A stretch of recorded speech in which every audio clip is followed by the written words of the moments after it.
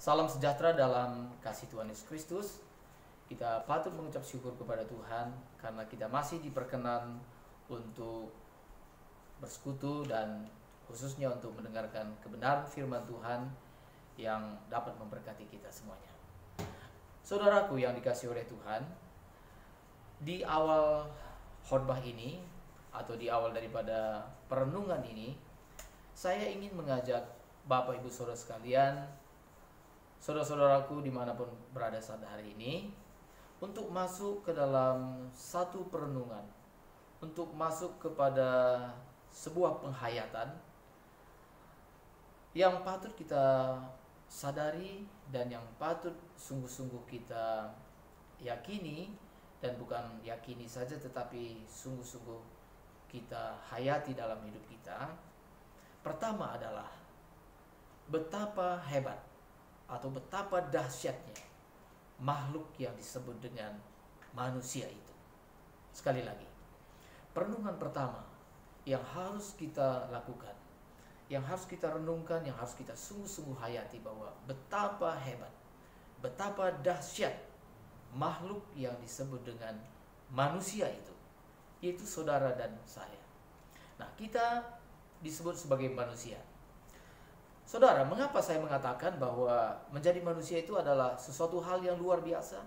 Mengapa saya mengatakan bahwa menjadi manusia itu adalah sesuatu yang hebat? Mengapa saya mengatakan bahwa makhluk yang disebut dengan manusia itu adalah makhluk yang dahsyat? Mengapa saya berkata demikian, saudara?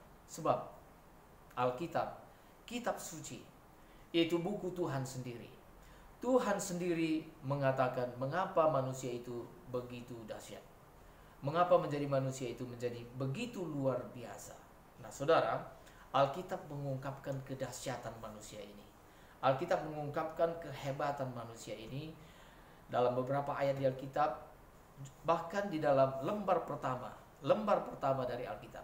Dalam Kejadian pasal 1 ayat 26 dan 27, di sana kita melihat bahwa manusia diciptakan oleh Allah. Ini yang pertama. Mengapa manusia itu hebat? Mengapa manusia itu dahsyat? Mengapa manusia itu luar biasa? Mengapa kita menjadi makhluk yang sungguh-sungguh hebat di mata Tuhan? Dan mengapa kita harus menyadari bahwa kita ini dahsyat? Sebab kitab suci mengatakan bahwa kita diciptakan oleh Allah.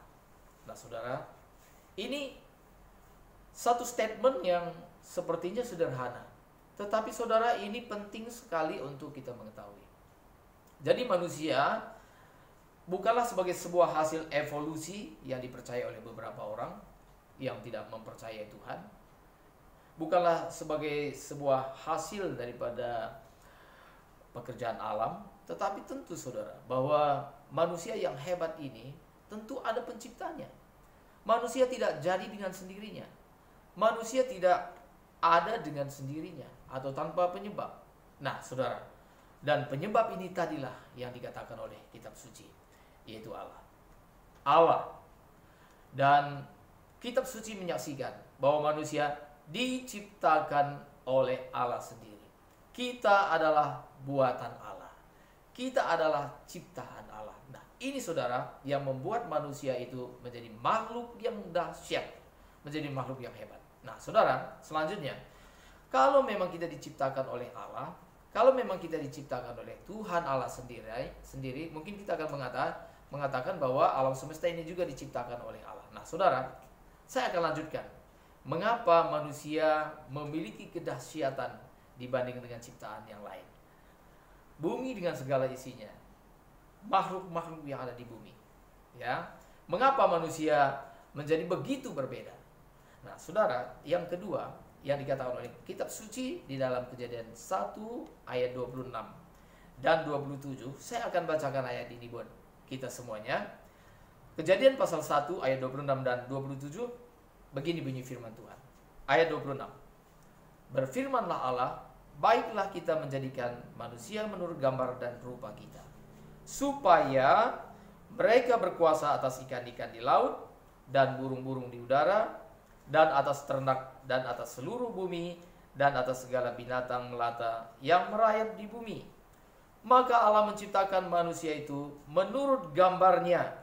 Menurut gambar Allah diciptakannya dia, laki-laki dan perempuan diciptakannya mereka. Nah saudara, inilah alasan mengapa menjadi manusia itu menjadi makhluk yang dahsyat. Mengapa saya katakan bahwa betapa dahsyatnya makhluk yang disebut dengan manusia. Pertama, manusia diciptakan oleh Allah. Yang kedua, manusia diciptakan istimewa. Manusia diciptakan sangat-sangat spesial. Kalau kita lihat urutan penciptaan, maka manusia diciptakan di urutan yang terakhir, bukan yang pertama, urutan yang terakhir. Nah, seringkali kita menganggap bahwa segala sesuatu yang terakhir itu dianggap kurang penting. Seringkali dianggap bahwa yang pertama ini, selalu yang kita anggap bahwa urutan pertama itu selalu kita anggap penting. Tetapi tidak demikian dalam penciptaan, saudara yang dikasihi oleh Tuhan.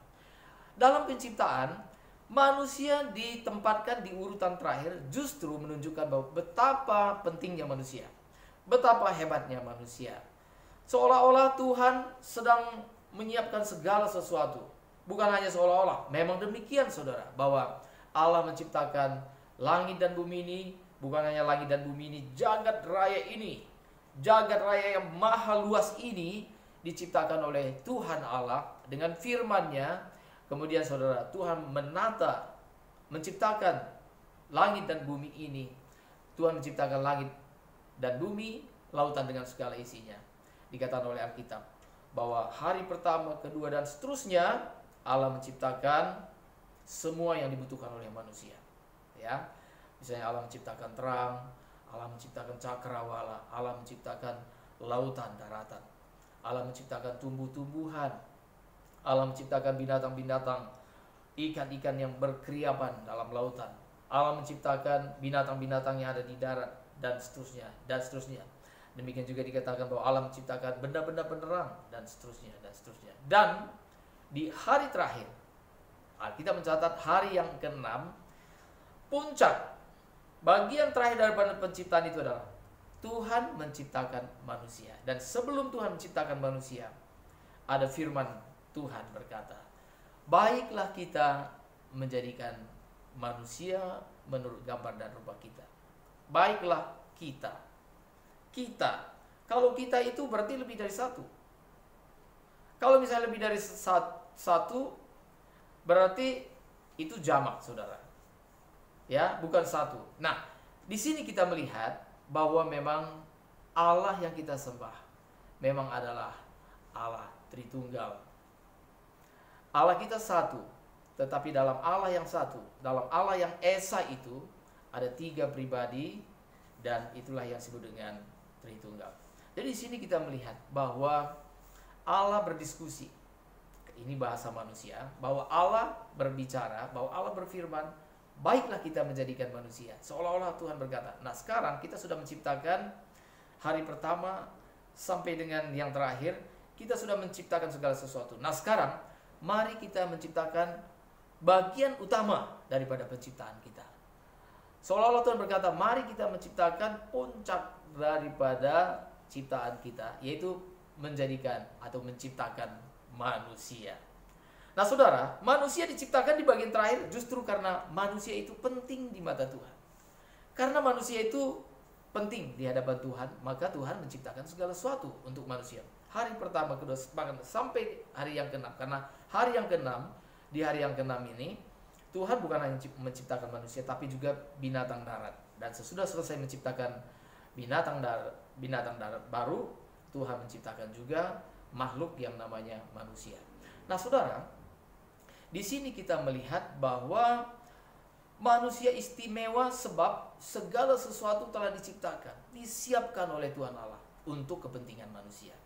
Seperti sepasang suami istri menyambut kelahiran bayi mereka, maka apa yang dilakukan oleh sepasang suami istri ini tadi saudara? Maka mereka menyiapkan segala sesuatu untuk kepentingan bayi ini tadi.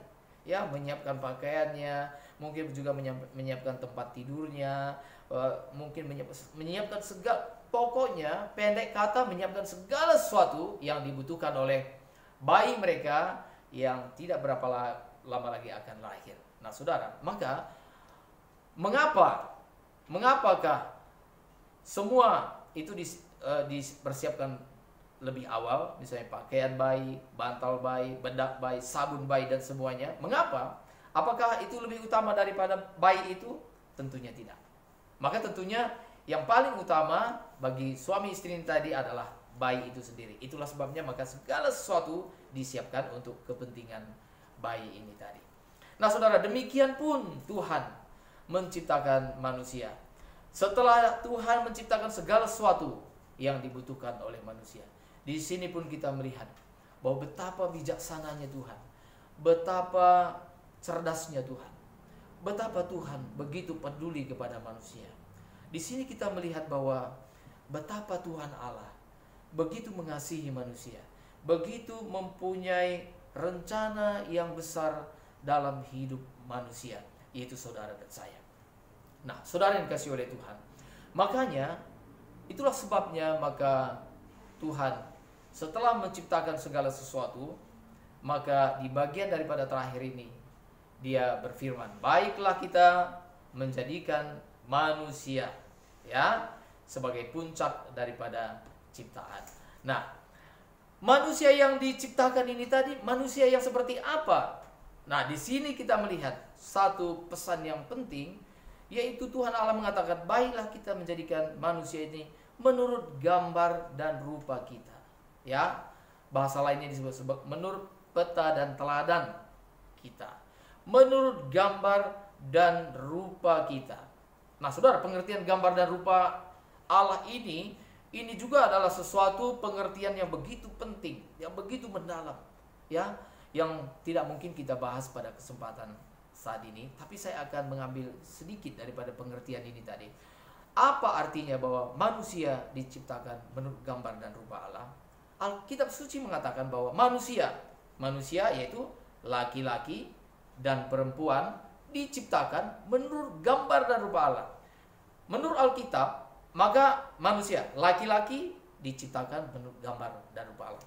Perempuan diciptakan menurut gambar dan rupa Allah. Itulah sebabnya. Makanya di hadapan Tuhan Allah, laki-laki dan perempuan sama-sama berharga. Sebab laki-laki diciptakan menurut gambar rupa Allah, perempuan diciptakan menurut gambar dan rupa Allah. Itulah sebabnya, saudaraku yang dikasihi oleh Tuhan, di dalam kekristenan, laki-laki dan perempuan memiliki derajat yang sama. Sekali lagi, laki-laki dan perempuan memiliki derajat yang sama di hadapan Tuhan. Tetapi, ada tetapinya. Tetapi, yang ditunjuk oleh Tuhan sebagai kepala adalah laki-laki.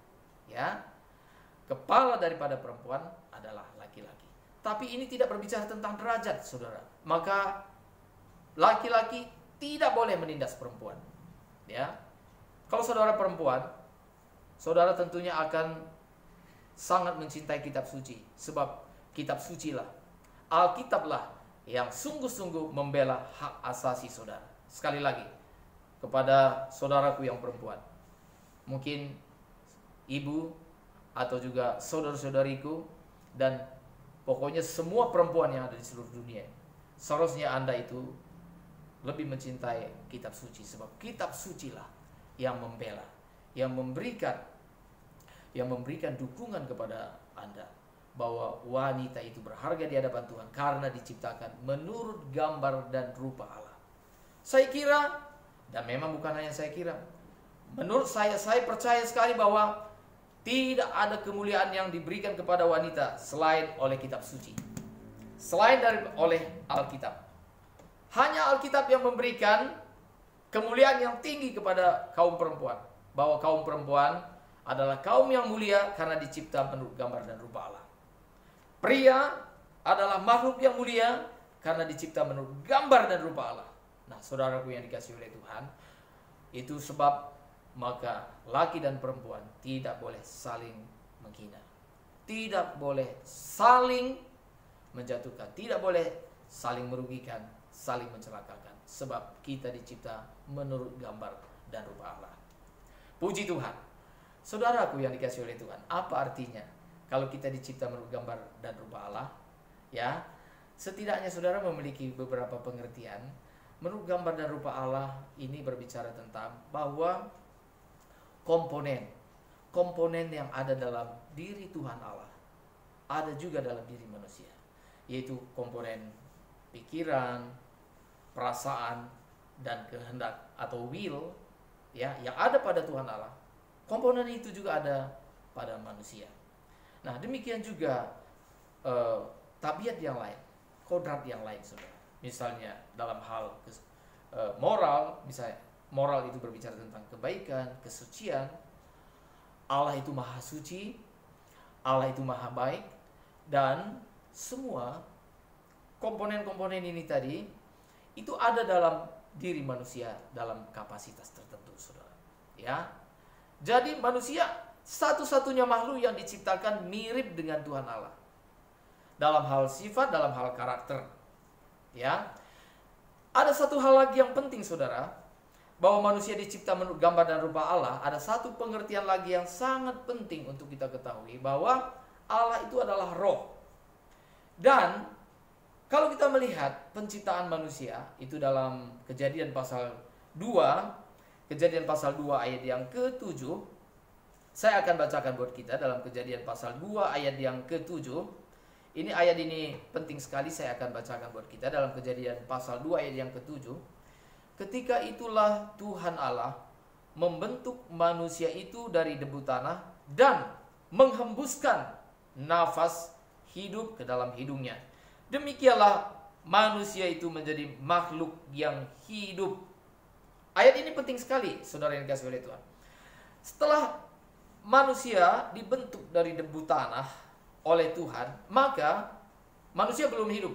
Tetapi yang membuat manusia hidup adalah ketika, dikatakan oleh Alkitab, ketika Tuhan menghembuskan nafas, ya, menghembuskan nafas atau roh yang dari Tuhan Allah kepada manusia. Dengan demikian, saudara, maka dalam diri manusia ada roh yang berasal dari Tuhan Allah. Ada roh yang berasal dari Tuhan Allah. Allah adalah roh. Roh ini bersifat kekal. Dan manusia memiliki roh yang berasal dari Tuhan Allah. Sehingga ada satu hal yang sangat penting yang membuat manusia itu dahsyat, yaitu roh inilah yang membuat kita menjadi makhluk hidup dan menjadi makhluk yang kekal. Menjadi makhluk yang kekal. Sebagaimana Allah bersifat kekal, maka manusia juga bersifat kekal. Nah, saudara, kalau Tuhan mengatakan, aku mencintai engkau dengan cinta yang kekal. Kalau Tuhan berfirman, aku mengasihi engkau dengan kasih yang kekal. Maka saudara yang dikasihi oleh Tuhan, bagaimanakah Allah dapat mengasihi manusia dengan kasih yang kekal? Kalau seandainya misalnya Allah kekal, tapi manusia tidak kekal. Kalau misalnya manusia hanya hidup 70-80 tahun sesudah itu selesai, berarti Allah mencintai manusia hanya sebatas umur manusia itu saja. Katakanlah umur manusia bisa 80 tahun. Berarti Allah hanya mampu mengasihi manusia selama 80 tahun. Tetapi kalau Tuhan mengatakan, aku mengasihi engkau dengan kasih yang kekal, itu berarti bahwa dalam diri manusia ada sifat kekekalan. Itu berarti bahwa dalam diri saudara dan saya ada sifat kekal. Apa artinya kekal? Artinya kita ada selama-lamanya. Manusia berbeda dengan binatang. Binatang kalau sudah mati, sudah selesai. Sudah selesai, sudah tidak ada lagi. Atau bahasa lainnya, eksistensinya, keberadaannya sudah tidak ada lagi, saudara yang dikasihi oleh Tuhan. Tetapi berbeda dengan manusia. Manusia sekalipun sudah mati, itu yang mati adalah jasmaninya. Itu yang mati adalah tubuhnya. Itu yang mati adalah lahiriahnya. Atau itu yang mati itu adalah daging. Tetapi manusia memiliki roh yang berasal dari Tuhan Allah, yang bersifat kekal. Dan roh itu akan terus hidup selama-lamanya. Hidup selama-lamanya. Jadi manusia, saudara, begitu manusia lahir, sebenarnya bukan hanya pada waktu lahir. Ketika terjadi pembuahan, sebenarnya saat itu telah terjadi satu kehidupan, maka yang disebut dengan manusia. Maka sejak saat itu, saudara, manusia akan ada sampai selama-lamanya. Manusia akan terus eksis. Manusia akan ada terus sampai selama-lamanya. Betapa dahsyatnya kebenaran ini, saudara. Bahwa saudara dan saya adalah makhluk yang ada selama-lamanya. bahwa saudara dan saya adalah makhluk yang tidak akan pernah binasa, bahwa saudara dan saya adalah makhluk yang terus ada. Tetapi masalahnya saudara, apakah kita sedang menuju kepada hidup yang kekal bersama dengan Tuhan, ataukah kita sedang menuju kepada kegelapan abadi, di dalam kematian abadi, di dalam siksaan yang abadi? Itu yang membuat manusia itu begitu dahsyat saudara. Kita itu sebenarnya menjadi manusia itu memiliki resiko yang tinggi sekali saudara. Sebab kita hidup dalam dua dunia, dunia kesementaraan dan kekekalan. Nah saudara, manusia bukan binatang. Manusia memiliki tubuh. Jadi manusia secara singkat saudara, secara sederhana, manusia sebenarnya memiliki tubuh jasmani. Dan tubuh jasmani ini karena manusia jatuh dalam dosa, maka umur jasmani kita itu jadi terbatas. Alkitab mengatakan bahwa umur kita manusia 70 atau 80 tahun. Nah, jadi tubuh kita ini yang terlihat ini saudara, ini bersifat sementara. Saudara melihat saya ini sementara. Tubuh saya ini nggak selama-lamanya. Bahkan makin lama tubuh kita ini semakin rusak. Kalau misalnya saudara sudah umur 30 tahun itu adalah puncak daripada kekuatan manusia. Maksudnya umur 30 tahun itu adalah puncak manusia kuat-kuatnya. Ya, secara fisik kuat ya umur 30 tahun. Tapi setelah 30 tahun saudara, maka setelah sampai di puncak, maka setelah 30 lalu misalnya 30-an sekian lalu 40 gitu. Nah, itu saudara kita sudah nggak semakin kuat lagi.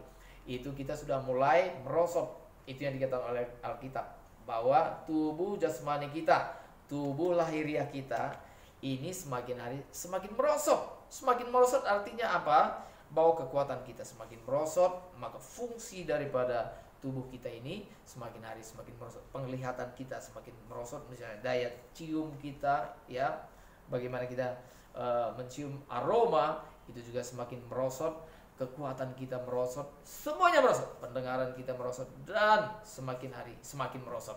Nah, itulah tubuh manusia yang bersifat sementara, yang terbuat dari debu, yang terbuat dari tanah.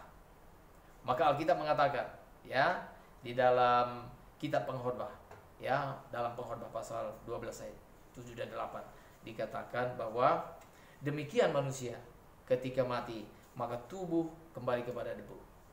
Tubuh kembali kepada debu, kepada tanah, dari mana manusia itu diciptakan. Jadi saudara diciptakan dari debu. Saudara dan saya, tubuh kita ini diciptakan dari debu. Karena itu kita nggak boleh sombong saudara, nggak boleh tinggi hati. Ya, kita ini debu, hanya debu. Ya, nah saudara, apa yang membuat manusia berharga? Yaitu ketika Tuhan mengembuskan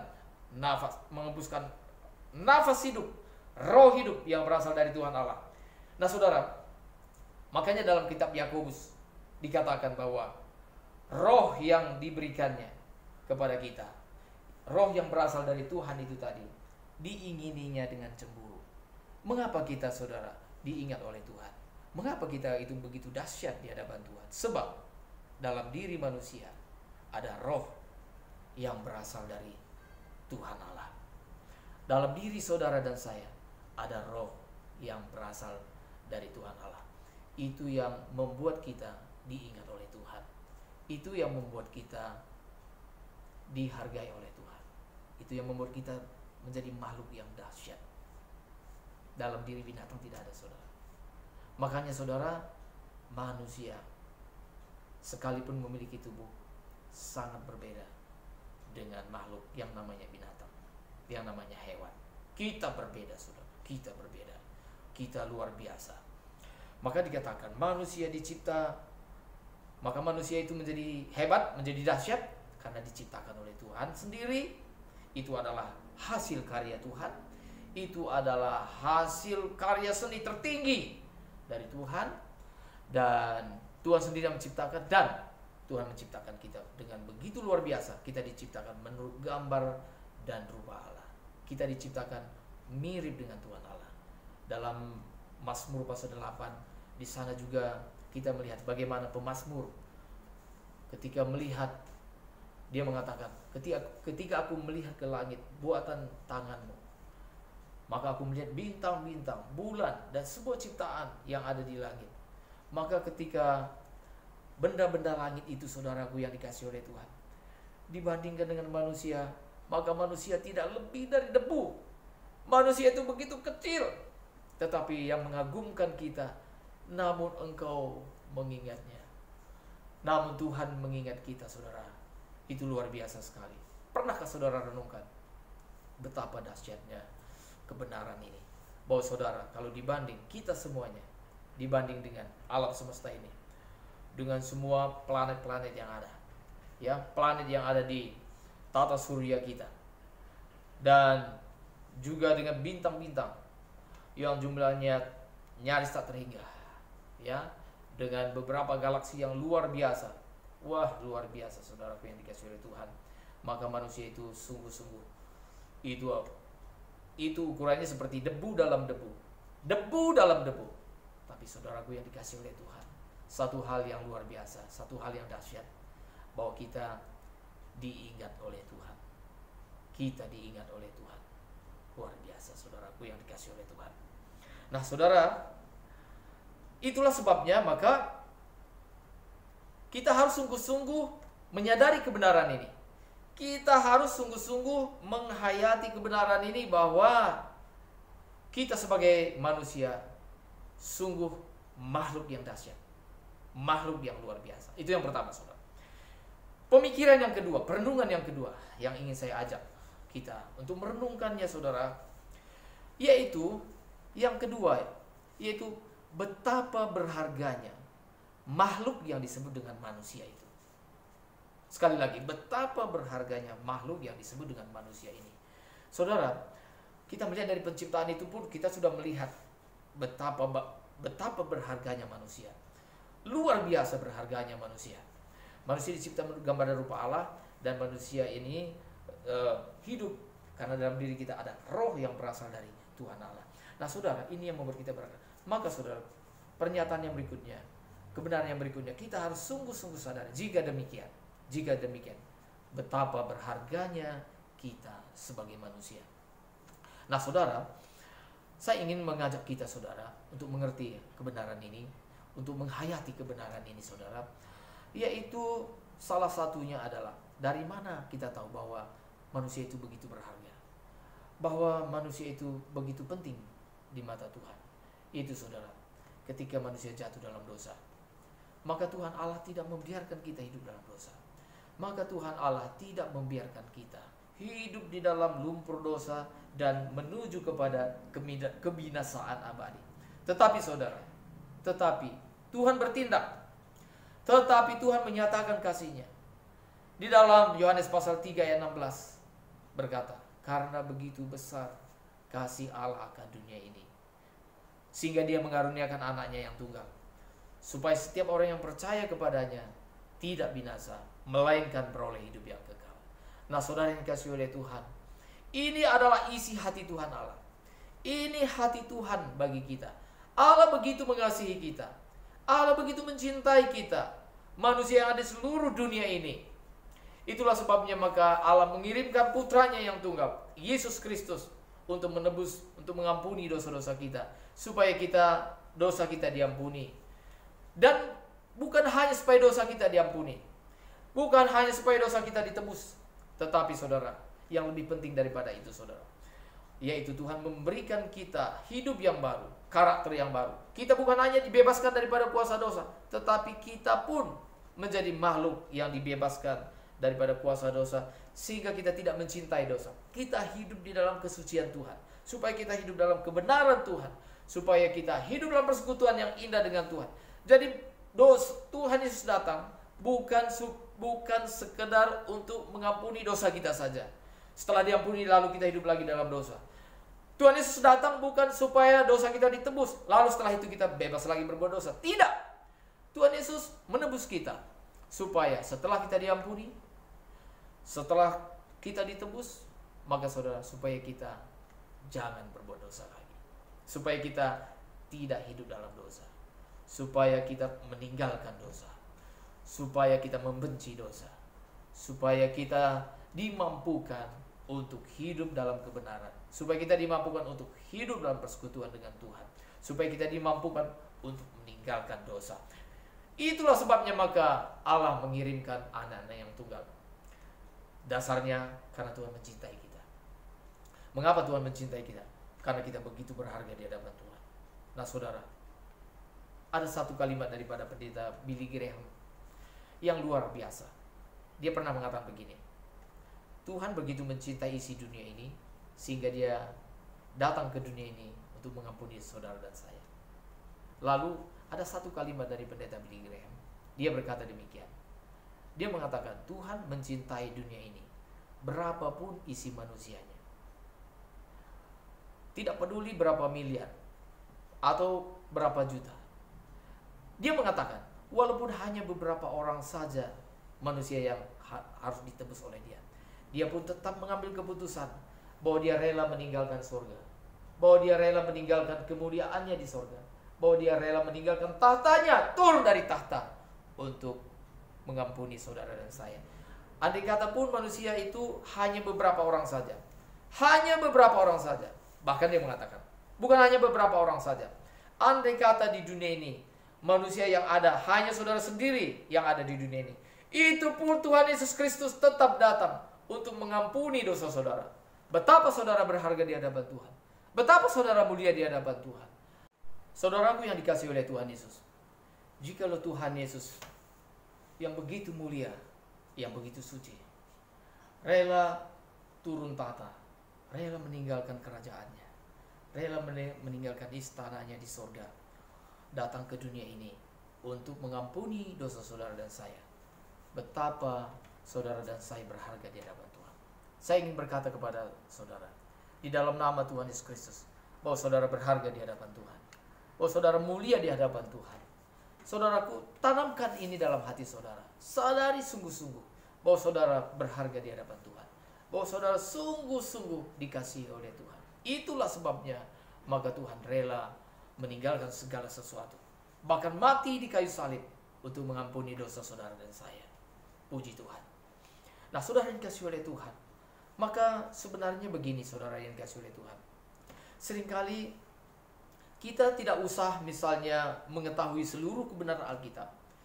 Kita melihat ketika kebenaran Alkitab walau hanya 1-2 kebenaran saja yang kita dapatkan, jikalau itu sungguh-sungguh kita pegang, itu pun akan sangat mengubah hidup kita. Itu pun akan sangat mempengaruhi seluruh sikap hidup kita saudara. Hari ini misalnya kita mendengar bahwa kita sebagai manusia betapa dahsyat, betapa hebat kita sebagai makhluk manusia, dan bahwa kita manusia itu begitu mulia dan berharga di hadapan Tuhan. Jikalau ini sungguh-sungguh kita mengerti, jikalau sungguh-sungguh kita hayati, maka saudara, setidaknya kita akan sungguh-sungguh menjadi manusia yang penuh sukacita, tahu bersyukur kepada Tuhan, tahu berterima kasih kepada Tuhan, sebab saudara sangat berharga di hadapan Tuhan, sebab saudara sangat mulia di hadapan Tuhan. Saudara akan bersyukur kepada Tuhan, saudara akan berterima kasih kepada Tuhan. Tuhan, sekarang nyata kepadaku bahwa aku sungguh berharga di hadapan-Mu, bahwa aku sungguh-sungguh adalah pribadi yang begitu berharga di hadapan Tuhan. Terima kasih Tuhan. Saudara, pasti penghayatan seperti ini akan membuat kita menjadi manusia yang tahu bersyukur kepada Tuhan, akan membuat kita menjadi manusia yang tahu berterima kasih kepada Tuhan. Kita tidak akan menjadi manusia yang bersungut-sungut, yang tidak tahu berterima kasih kepada Tuhan, yang hanya mengeluh saja, tetapi kita akan bersyukur kepada Tuhan, sebab kita diciptakan sebagai manusia yang segambar dan serupa dengan Tuhan Allah sendiri. Nah saudara, jikalau kita memahami, jikalau kita menghayati kebenaran ini, kita akan menghargai diri kita sendiri. Kita menyadari bahwa kita adalah pribadi yang berharga di hadapan Tuhan. Karena itu saudara, kalau kita menyadari kebenaran ini, bahwa kita adalah pribadi yang berharga di hadapan Tuhan, kita tidak akan mencari penghargaan di tempat yang lain. Kita tidak akan mencari penghargaan dari sanjungan orang lain, dari pengakuan orang lain. Kita tidak akan cari penghargaan di luar daripada Tuhan. Sebab penghargaan di luar daripada Tuhan dibanding penghargaan daripada Tuhan, itu tidak ada nilainya. Itu tidak lebih dari sampah. Itu tidak lebih daripada barang-barang rongsokan yang tidak punya nilai. Tetapi saudara, penerimaan daripada Tuhan itu di atas segala-galanya. Saya ingin mengatakan begini, satu acungan jempol dari Tuhan Allah itu lebih penting daripada 1000 acungan jempol dari manusia. Satu acungan jempol daripada Tuhan itu lebih bermakna daripada seluruh acungan jempol seluruh manusia di dunia ini. Nah, saudara yang dikasihi oleh Tuhan, lalu jikalau kita menghayati kebenaran ini, saudara, kita bukan hanya menghargai diri kita sendiri. Menghargai diri sendiri itu memang penting, saudara. Banyak orang yang tidak menghargai dirinya sendiri. Banyak orang yang tidak sadar bahwa dia berharga. Akhirnya dia melakukan hal-hal yang juga tidak berharga. Tindakannya tidak berharga, pikirannya tidak berharga. Dia melakukan karya-karya yang tidak berharga. Dia memperlakukan dirinya bahwa dirinya memang tidak berharga, bahwa dirinya tidak ada berarti. Maka lagu-lagunya juga lagu-lagu yang menunjukkan bahwa dia memang tidak berharga. Lagu-lagu bahwa dia memang tidak ada gunanya. Bahwa dia akan juga mungkin akan menyanyikan lagu-lagu yang menunjukkan bahwa dia itu memang tidak berharga sama sekali. Nah, saudara, ketika kita menyadari kebenaran ini, kita bersyukur kepada Tuhan bahwa kita adalah pribadi yang berharga. Dan saudara, kemudian bukan hanya menyadari bahwa kita sebagai pribadi yang berharga, tetapi juga menyadari bahwa orang-orang yang ada di sekitar kita, mulai dari orang yang terdekat kita, pasangan kita, anak-anak kita, orang tua kita, keluarga besar kita, saudara-saudara dalam persekutuan kita, seiman kita, dan semua manusia, apapun sukunya, apapun agamanya, kita akan menghargai semua manusia. Sebab manusia, apapun sukunya, bahkan apapun agamanya, mereka adalah ciptaan Tuhan yang mulia. Mereka adalah ciptaan Tuhan yang berharga. Maka kita akan memperlakukan mereka sebagaimana Tuhan memperlakukan mereka. Nah, ini yang penting, saudara. Mari kita memiliki sikap hati. Mari kita memiliki perasaan Tuhan sendiri. Perasaan Tuhan sendiri artinya kita harus menghargai apa yang Tuhan hargai. Kita harus mencintai apa yang Tuhan cintai. Apa yang Tuhan hargai? Apa yang Tuhan cintai? Tuhan menghargai setiap manusia. Tuhan menghargai setiap jiwa-jiwa. Itu Tuhan hargai. Jikalau Tuhan menghargai orang-orang yang ada di sekitar kita, maka kita pun harus seirama dengan Tuhan. Maka kita pun harus sama dengan Tuhan. Sebagaimana Tuhan menghargai pasangan kita, sebagaimana Tuhan mencintai anak-anak kita, sebagaimana Tuhan menghormati orang tua kita, sebagaimana Tuhan menghargai dan mencintai keluarga besar kita, sebagaimana Tuhan mencintai anak-anaknya di dalam gereja, sebagaimana Tuhan mengasihi semua manusia, maka kita pun harus mengasihi semua manusia, khususnya dengan orang-orang yang ada di sekitar kita. Karena itu, saudara, kalau kita menyadari bahwa pasangan kita berharga, bahwa dia adalah manusia yang dicipta menurut gambar dan rupa Allah, salah satunya adalah tidak mungkin terjadi KDRT dalam rumah tangga. Tidak mungkin terjadi kekerasan dalam rumah tangga. Seorang suami yang menyadari bahwa dirinya berharga, pasangannya berharga, dia tidak mungkin akan menghina istrinya. Ya, dia tidak mungkin akan melakukan KDRT, kekerasan dalam rumah tangga. Nah, saudara, kekerasan ini, saudara, ini bisa bersifat macam-macam. Bisa bersifat fisik, ya dengan pukulan, misalnya. Wah, itu kekerasan. Tapi juga ada kekerasan yang mungkin tidak bersifat fisik. Wah, kelihatannya memang tidak menyakiti fisik, tidak menyakiti tubuh, tapi bisa itu lebih menyakitkan. Bisa saja misalnya dari apa? Dari perkataan kita yang menghina pasangan kita, menghina orang lain. Wah, saudara, kita sedang melakukan kekerasan. Dan kekerasan yang kita lakukan itu bisa menusuk tajam, bisa menyakiti orang lain, bisa menyakiti pasangan kita, bisa menyakiti anak-anak kita. Karena itu, saudara, sebagai pribadi yang berharga di hadapan Tuhan, kita akan bertindak sebagai pribadi yang mulia. Kita juga tidak akan sembarangan bertindak kepada orang lain. Sebelum berbicara, kita akan berpikir dulu, baru berbicara. Bukan sebaliknya, setelah berbicara baru berpikir. Tapi kita berpikir dulu sebelum berbicara. Nah, saudara, kita menghargai setiap orang. Kita memperlakukan setiap orang sebagai pribadi yang berharga dan mulia di hadapan Tuhan. Saudara, manusia dicipta menurut gambar dan rupa Allah. Dalam diri kita ada roh yang berasal dari Allah. salah satu yang saya sampaikan saudara, bahwa yang membuat manusia berbeda dengan binatang adalah salah satu kelebihan manusia dengan makhluk yang lain, khususnya binatang, yaitu hanya manusia yang peduli dengan yang namanya nilai atau makna atau arti dalam hidup. Sekali lagi, yang ingin saya mau tekankan adalah manusia adalah makhluk yang mencari arti dan makna dalam hidup. Manusia ingin hidupnya berarti. Manusia ingin hidupnya bermakna. Itulah manusia, saudara. Setelah manusia memiliki semua-semuanya, setelah manusia memiliki kekayaan, setelah manusia segala kebutuhannya dicukupkan, maka saudara, manusia mencari arti hidup. Apa? Mereka menyadari, untuk apa saya hidup? Ya, manusia mencari arti dalam hidup. Nah, saudara, bukan menjadi rahasia lagi bagi kita. Ada banyak orang-orang di sekitar kita, saudara. Ya, secara materi mereka tidak kekurangan. Bahkan mereka orang yang kaya raya, tapi merasa diri mereka tidak berarti. Karena mereka merasa dirinya tidak berarti, mereka mengakhiri hidup mereka dengan bunuh diri. Saudara, kita melihat bahwa ternyata kelebihan-kelebihan secara materi, entah itu kekayaan, entah itu kecantikan, entah itu pangkat atau kedudukan atau gelar atau martabat dalam masyarakat, saudara, maka setelah diraih oleh manusia, saudara, itu tidak membuat hidup mereka berarti. Mengapa setelah manusia memperoleh segala sesuatu, harta dan sebagainya, ketenaran dan sebagainya, mengapa justru manusia mengalami kekosongan? Nah, ini sesuatu yang aneh. Nah, saudara, saya kira kita perlu belajar. Maka salah satu peribahasa yang perlu kita lakukan adalah peribahasanya begini, saudara.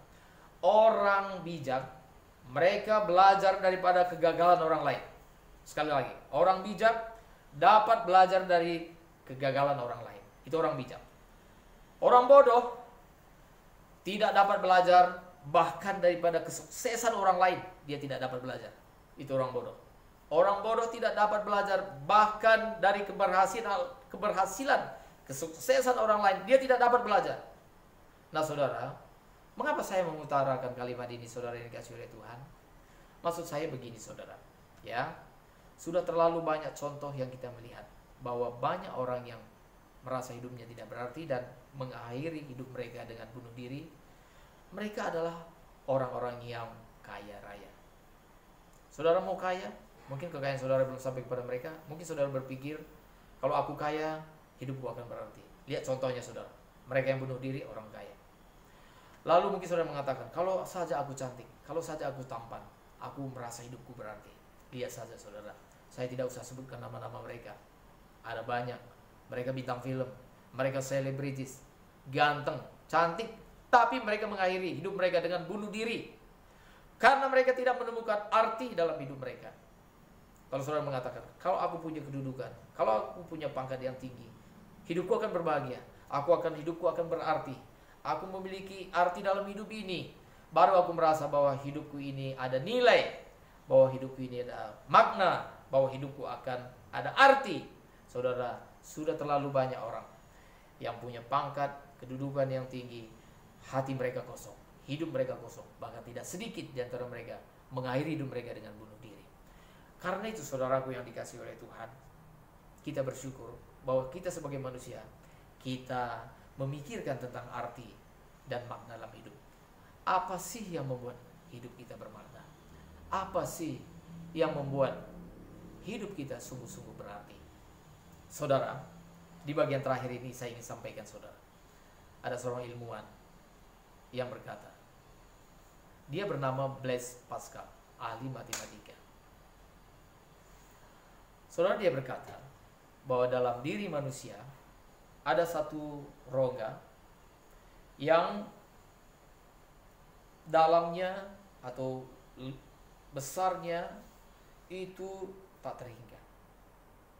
Dan rongga dalam diri manusia itu tidak dapat dipuaskan, tidak dapat diisi dengan sesuatu yang bersifat yang kecil-kecil. karena rongga ini tadi, ini ukurannya tak terhingga, maka rongga ini juga harus diisi sesuatu dengan yang tak terhingga. Karena rongga ini tadi kapasitasnya tak terhingga, maka rongga ini dalam diri manusia juga harus diisi dengan sesuatu yang tak terhingga. Maka ketika manusia gagal mengisi rongga ini tadi dengan perkara-perkara yang bukan seharusnya, saudara, seharusnya diisi dengan perkara-perkara yang tak terhingga, tapi diisi dengan perkara-perkara biasa, maka rongga ini tadi tidak pernah penuh. Tidak pernah penuh. Ya.